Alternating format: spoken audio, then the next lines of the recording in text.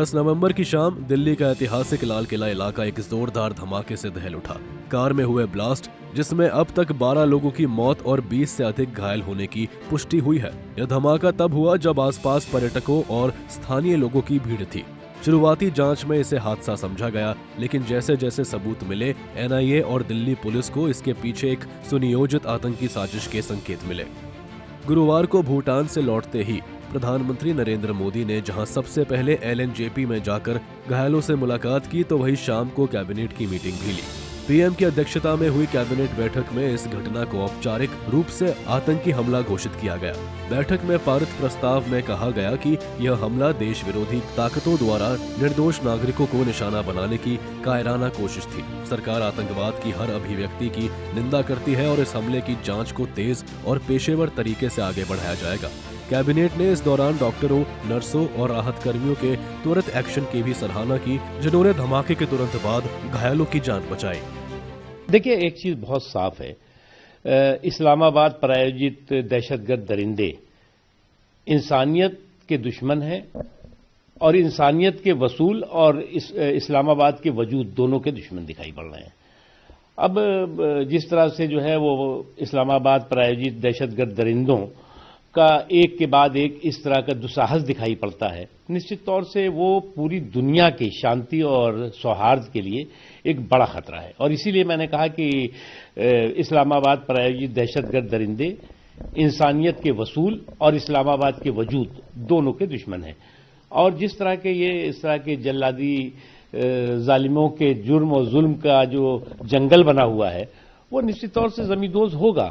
और आज दुनिया इस बात को अच्छी तरह से समझ चुकी है कि आतंकवाद की खेती कहां से हो रही है, और ये भी समझ चुकी है कि इस आतंकवाद की खेती से अमन की फसल कभी भी नहीं उग सकती। मामले में गुरुवार को ही केंद्रीय मंत्री रवनीत बिट्टू का भी एक बयान सामने आया, जिसमें उन्होंने दिल्ली में हुए ब्लास्ट के लिए सीधे तौर पर पाकिस्तान को जिम्मेदार ठहराया।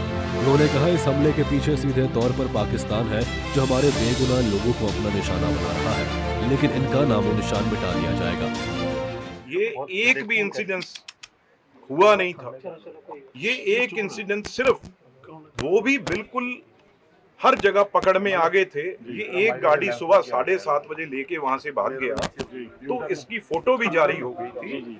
ये मैं समझता हूं भी अब इनका हाल देखना क्या होगा। अमित शाह जी का और प्राइम मिनिस्टर साहब ने सीधा कहा है भी इनको जवाब दिया जाएगा, और ऑपरेशन सिंदूर भी अभी जारी है। अभी लोग इसमें मिले हुए थे, चाहे डॉक्टर थे, चाहे प्रोफेसर थे, चाहे लेडीज थी, इनका नामो निशान मिट जाएगा।